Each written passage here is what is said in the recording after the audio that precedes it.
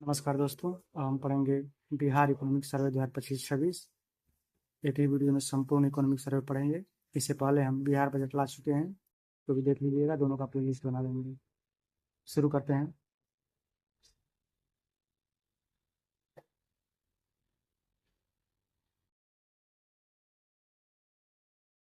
बिहार आर्थिक सर्वेक्षण 2025-26 2 फरवरी 2026 को वित्त मंत्री विजेंद्र प्रसाद यादव द्वारा विधानसभा में प्रस्तुत किया गया। यह राज्य का 20वां आर्थिक सर्वेक्षण था। कौन सा? 20वां था। इसमें बिहार की अर्थव्यवस्था की वर्तमान स्थिति और विकास की दिशा प्रस्तुत किया गया है। बिहार की अर्थव्यवस्था एक अवलोकन। पिछले 3 वर्षों में बिहार की आर्थिक वृद्धि ने भारत की जीडीपी वृद्धि को लगातार पीछे छोड़ा है। बिहार की आर्थिक वृद्धि भारत की आर्थिक वृद्धि से ज़्यादा है, चाहे वह चालू कीमतों पर हो या फिर स्थिर कीमतों पर, दोनों पर बिहार भारत से आगे है। नवीनतम त्वरित अनुमानों के अनुसार 2024-25 में बिहार का सकल राज्य घरेलू उत्पाद जीएसडीपी 2011-12 की अस्थिर कीमतों पर 8.6% बढ़ा है, जबकि चालू कीमत पर 13.1% बढ़ा है।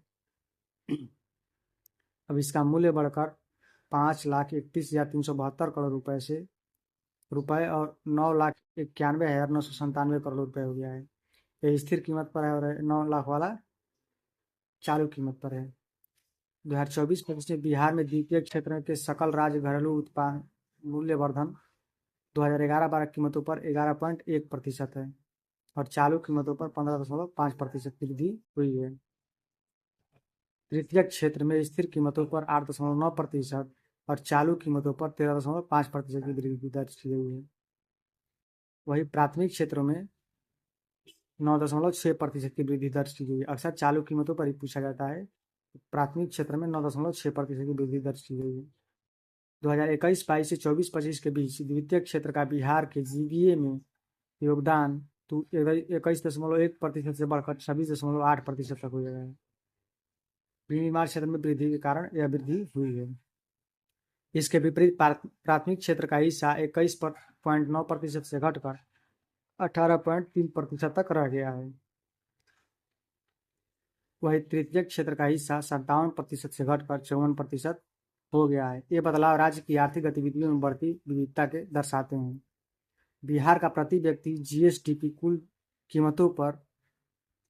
चालू कीमतों पर 46,412 रुपये से बढ़कर 2024-25 में 76,490 रुपये हो गया है। 21-22 की तुलना में 2024-25 में हो गया है 76,490 करोड़ रुपये, यानी 76,500 रुपया हो गया है। स्थिर कीमतों पर राज्य की प्रति व्यक्ति जीएसडीपी 30,000 से बढ़कर 2024-25 में 40,000 हो गया है और चालू कीमतों पर 46,000। बिहार के जिलों में पटना जिले ने सर्वाधिक प्रति व्यक्ति सकल जिला घरेलू उत्पाद दर्ज किया है। उसके बाद बेगूसराय और मुंगेर है। पटना के बाद बेगूसराय और मुंगेर का स्थान आता है। आगे आते हैं।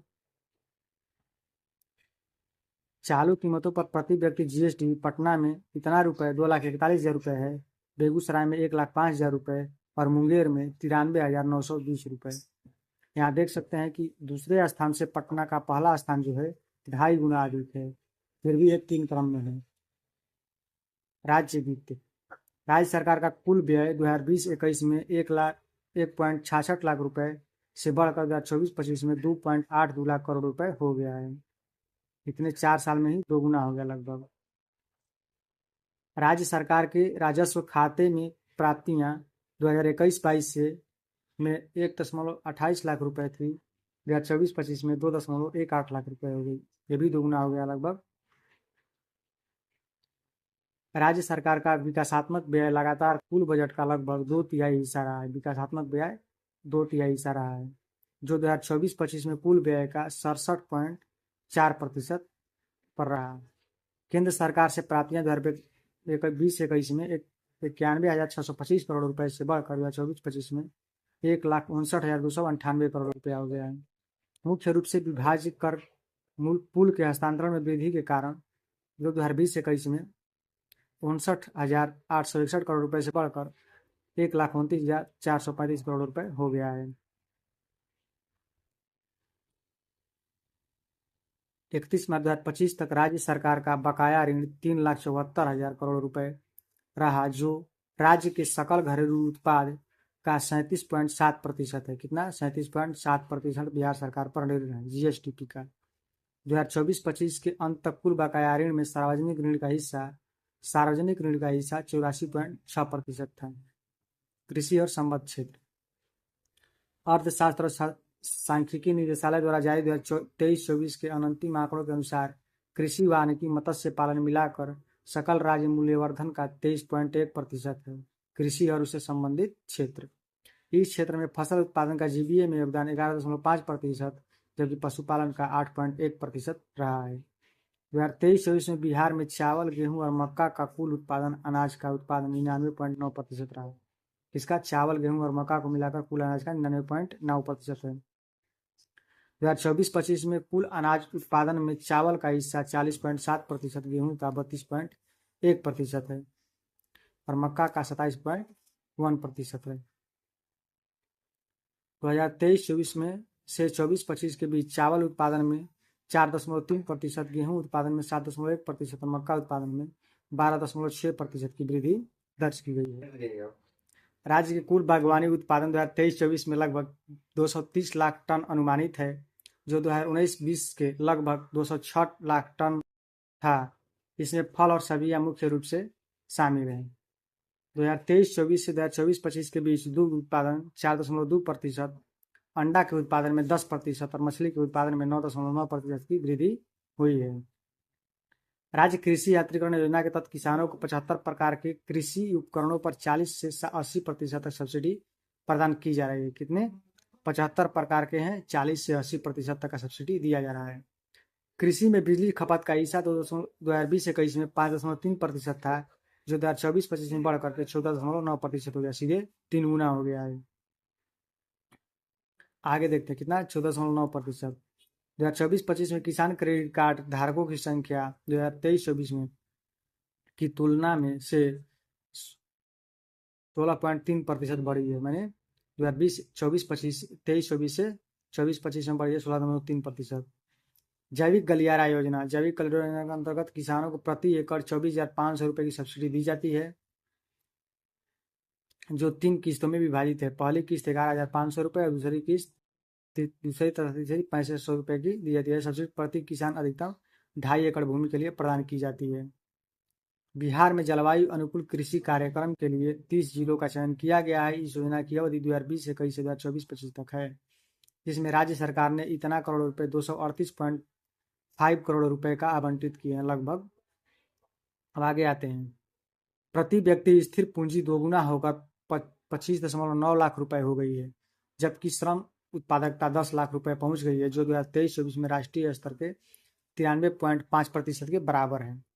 निवेश के मोर्चे पर राज्य का 4,353 निवेशक प्राप्त हुए हैं, जिनमें से 2016-17 के 2025-26 के दौरान 3,539 प्रस्तावों के स्टेज 1 की मंजूरी मिल गई है। कितना के? 3539 की मंजूरी मिल गई है। बिहार स्टार्टअप नीति 2022 के अंतर्गत 2024-25 के अंत तक 1239 स्टार्टअप को प्रमाणित किया गया है। 2023-24 में बिहार में विदेशी पर्यटकों की संख्या उल्लेखनीय वृद्धि हुई है। विदेशी पर्यटकों की संख्या 2023 में 5.47 लाख से बढ़कर 2024 में 7.37 लाख हो गई है, लगभग 2.5 गुना। 2024-25 में पर्यटन क्षेत्र के लिए स्वीकृत बजट पर्यटन क्षेत्र के लिए 841.95 करोड़ रुपए था, जो 2023-24 में 2.45 गुना से बढ़कर 2025-26 के लिए बजट बढ़कर 1,97,025 करोड़ रुपए हो गया है। इतना 1,97,025 करोड़ रुपए 2024-25 की तुलना में 30.3% अधिक है। अब आते हैं 28 इको टूरिज्म स्थलों कुल पर्यटन आवागमन 2024-25 में 37.8 लाख पहुंच गया, जो पिछले वर्ष की तुलना में 24% अधिक है। कितना? 24%। अवधि श्रम बल सर्वेक्षण के अनुसार बिहार में 61.2% पुरुष श्रमिक स्वरोजगार में थे, जिनमें से 50.3% स्वयं के खाते वाले श्रमिक थे, ऑन अकाउंट वर्कर थे। आकस्मिक श्रमिक पुरुष श्रमिकों का दूसरा सबसे बड़ा समूह था, जिनमें से 28.5% मजदूरी वाले रोजगार में संलग्न थे। भौतिक आधारभूत संरचना। परिवहन मोटर वाहनों के पंजीकरण के मामले में बिहार प्रमुख राज्यों में भारत में 5वें स्थान पर है, जबकि गैर परिवहन मोटर वाहनों के मामले कैलेंडर 2024 के दौरान राज्य 7वें स्थान पर है। यानी कि मोटर वाहन के पंजीकरण में 5वें स्थान पर, गैर परिवहन वाले पे 7वें स्थान पर है। बिहार में कुल 13.95 लाख मोटर वाहनों का पंजीकरण हुआ है। 2024 के दौरान देश के कुल पंजीकृत मोटर वाहन का 5.3% है। ठीक है। 2011-12 से 2024-25 के दौरान GSBA में हवाई मार्ग क्षेत्र 15 गुना बढ़कर 31 करोड़ रुपए हो गया है। 31 करोड़ रुपए से 453 करोड़ रुपए हो गया है। कितना गुना? 15 गुना बढ़ करके। राज्य सरकार बिहार के प्रमुख शहरों से हवाई कनेक्टिविटी बढ़ाने के लिए प्रतिबद्ध है। 4 हवाई अड्डे पटना, गया, दरभंगा, पूर्णिया परिचालन में है। कहाँ पे? बिहार में। इनके अलावा 13 अतिरिक्त हवाई अड्डे विभिन्न चरणों में विकासाधीन है। 4 को परिचालन में, पटना, गया, दरभंगा और पूर्णिया, और 13 का विकास किया जा रहा है। इसी अवधि के दौरान जल परिवहन के क्षेत्र का GSPA वार्षिक 13.4% की दर से बढ़ा है। कितना? 13.4%। जल मार्ग विकास परियोजनाओं के अंतर्गत प्रमुख लदिया कालू घाट बिहार में इंटर मॉडल टर्मिनल का निर्माण, 21 सामुदायिक जेट्टी और क्विक पोन्टून ओपनिंग मैकेनिज्म शामिल है। अब आते हैं ई-गवर्नेंस पर। वर्तमान में एक परिवार में औसतन 2 सदस्यों के पास मोबाइल और 1 सदस्य के पास इंटरनेट पहुंच उपलब्ध है। बिहार की सरकार के अंतर्गत औसतन 2 सदस्यों के पास एक मोबाइल फोन है और 1 सदस्य के पास इंटरनेट पहुंच है। एक परिवार में औसतन 2 सदस्यों के पास मोबाइल है। एक परिवार में 2 सदस्यों के पास, और एक परिवार में 1 सदस्य के पास इंटरनेट उपलब्ध है। ठीक है। राज्य सरकार ने नवंबर 2025 में बिहार AI मिशन को अपनाया है, जो IT विभाग की एक नई पहल है।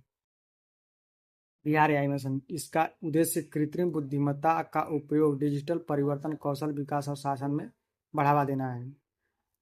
CCTNS प्लेटफॉर्म को अपनाने और उपयोग करने में बिहार उल्लेखनीय प्रदर्शन किया गया है। NCRB द्वारा 2025 के प्रकाशित प्रगति डैशबोर्ड में बिहार 87.99% अंक के साथ उच्च स्थान प्राप्त किया है।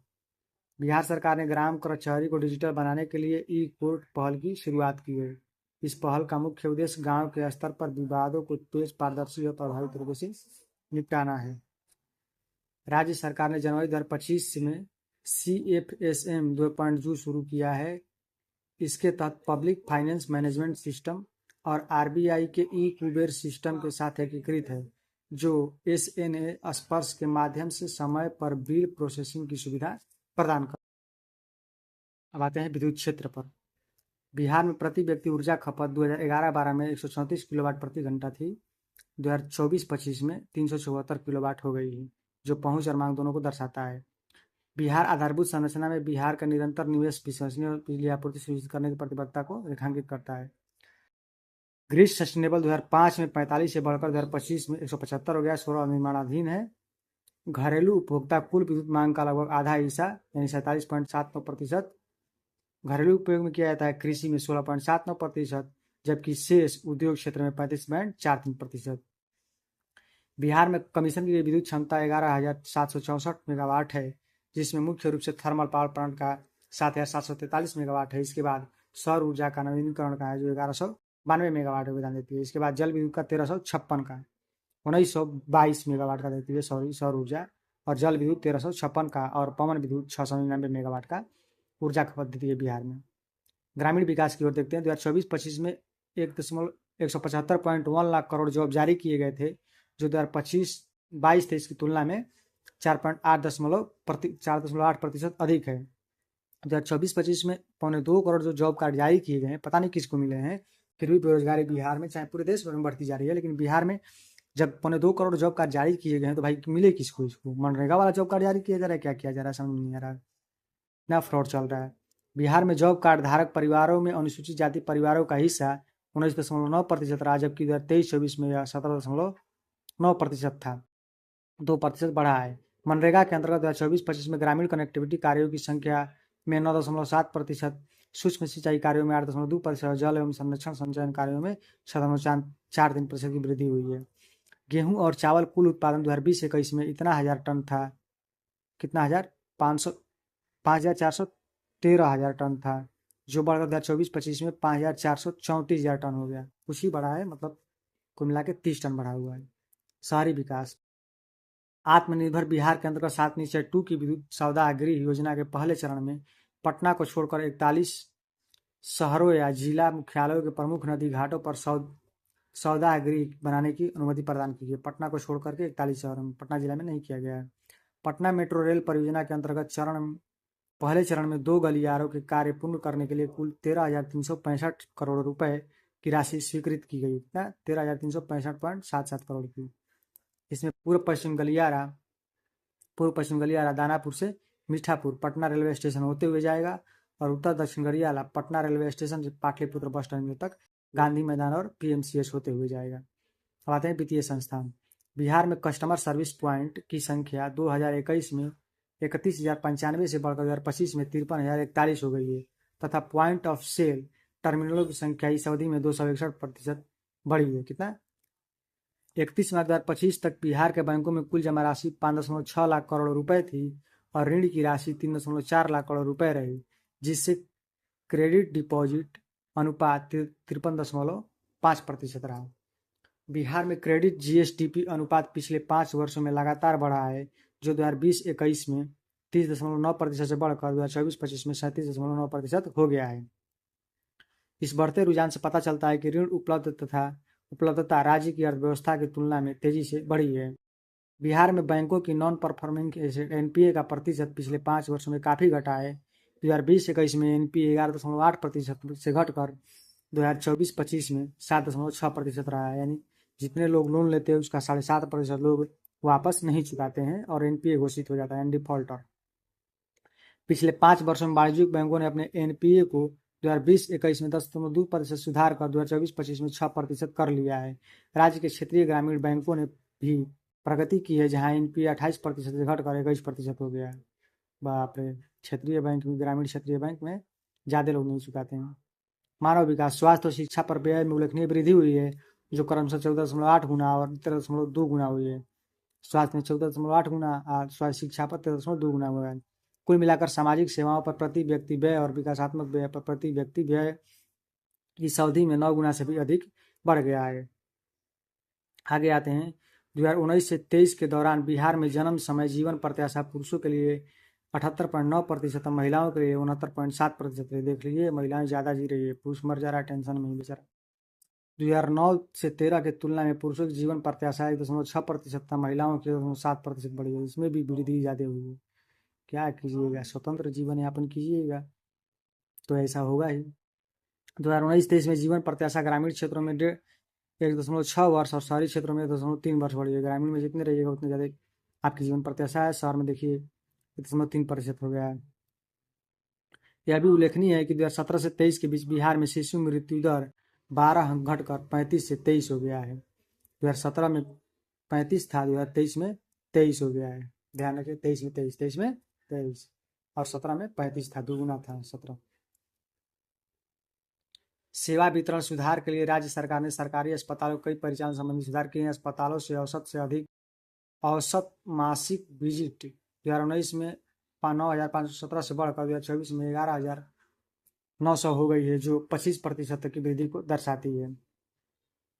बिहार में मातृ मृत्यु दर उल्लेखनीय प्रगति हुई है और 2004-06 के प्रति लाख जीवित जन्मों पर 312 से घटकर 2021-23 में 104 हो गई है। तो दिखा भी रहा है सीधे 20 वर्ष पहले का, अब बोल रहा है यहाँ पे क्या ही इसका किया जाए। 2020-21 से 2024-25 के बीच जननी सुरक्षा योजना के तहत बिहार में संस्थागत प्रसव की संख्या 15.77 लाख से बढ़कर 16.17 लाख हो गई है, जिससे 2.54% की वृद्धि दर्ज की गई है। 2024-25 में प्राथमिक स्तर पर स्कूलों में कुल नामांकन 159.22 लाख था, जिससे 80.87 लाख लड़के और 78.35 लाख लड़कियां हैं। माध्यमिक और उच्च माध्यमिक स्तर पर कुल नामांकन क्रमशः 27.54 लाख और 20.33 लाख रहेगा। ये नामांकन है। दूसरी ओर माध्यमिक स्तर पर ड्रॉप आउट दर 2021-22 से 2024-25 के बीच 13.56% अंक तेजी से घटी है। विशेष रूप से इस अवधि में लड़कियों में ड्रॉप आउट दर में कमी लड़कों की तुलना में अधिक रही है। राज्य में की पिंक बस पहल 6 जिलों पटना, मुजफ्फरपुर, भागलपुर, दरभंगा, पूर्णिया और गया जी में महिलाओं के लिए सुरक्षित, विश्वसनीय और केवल महिलाओं के सार्वजनिक परिवहन उपलब्ध कराती है। कितने बसों? 6 जिलों में, पटना, मुजफ्फरपुर, भागलपुर, दरभंगा, पूर्णिया और गया जी में। 100 सीएनजी से चलने वाले पिंक बसों का बेड़ा महिला यात्रियों, विशेषकर छात्राओं के कामकाजी महिलाओं को सुरक्षित और सस्ती यात्रा सुविधा प्रदान करता है। बातें हैं बाल विकास पर। बिहार में 2013-14 से बाल बजट तैयार करना शुरू किया है। कितने से? 2013-14 से। बार बार पूछा जाता है, इसको ध्यान में रखिएगा। बाल बजट 2013-14 से तैयार करना शुरू किया है। पिछले 7 वर्षों में बाल बजट के आवंटन में निरंतर वृद्धि हुई है। 2017-18 में से 2023-24 के बच्चों पर व्यय की चक्रवृद्धि वार्षिक वृद्धि 17.5% रही है। जरा चक्रवृद्धि कह रहा है, चुतिया बनाने के लिए, आंकड़ा बढ़ाने के लिए चक्रवृद्धि कर दिया है। आंगनबाड़ी सेवाओं के बजट में 19-20 में 1,735 करोड़ रुपए से बढ़कर 2024-25 में 2,648 करोड़ हो गया है। सीधे 1,000 करोड़ रुपया बढ़ गया, जो लगभग 9.3% वार्षिक वृद्धि को दर्शाता है। बिहार में मनरेगा के तहत 8,053 ग्राम पंचायतों में से एक खेल मैदान बनाने का कार्य चल रहा है, ताकि ग्रामीण युवाओं को, विशेषकर लड़कियों को, खेल सुविधाओं का विस्तार मिल सके। पर्यावरण, जलवायु परिवर्तन, आपदा प्रबंधन। गंगा नदी उपजाऊ मैदानों को 2 भागों में विभाजित करती है, जो 1 दर्जन से अधिक घरेलू और अंतर्राष्ट्रीय नदियों को से पोषित है। समृद्ध दोमट मिट्टी होने के बावजूद बिहार की भौगोलिक स्थिति से बाढ़, सूखा और भूकंपीय गतिविधियों के प्रति अत्यधिक संवेदनशील बनाती है। 2011 से 2025 के बीच राज्य की औसत वार्षिक वर्षा 9.92.4 मिलीमीटर रही, जबकि औसत वार्षिक तापमान 23.6 डिग्री सेल्सियस रहा। कितना मिलीमीटर रही? 992.4 मिलीमीटर औसत वार्षिक वर्षा रही है। आगे आते हैं।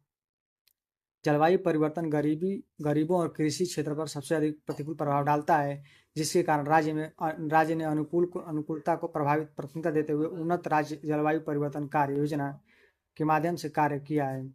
जलवायु वित्तपोषण में राष्ट्रीय स्तर पर अग्रणी राज्यों के रूप में बिहार ने हरित बजटिंग पहल के माध्यम से पर्यावरणीय स्थिरता प्राप्त करने के प्रति अपनी प्रतिबद्धता को संस्थागत रूप से दिया है। जलवायु अनुकूलन और शमन के लिए समर्पित व्यय में 4 गुना से अधिक वृद्धि हुई है, जो 2020-21 से 2020-21 में 3,308 करोड़ रुपए से बढ़कर 2023-24 में 16,880 करोड़ रुपए हो गया है। 2011 से बिहार में अपने परिस्थिति क्षेत्र में निरंतर विस्तार देखा गया है।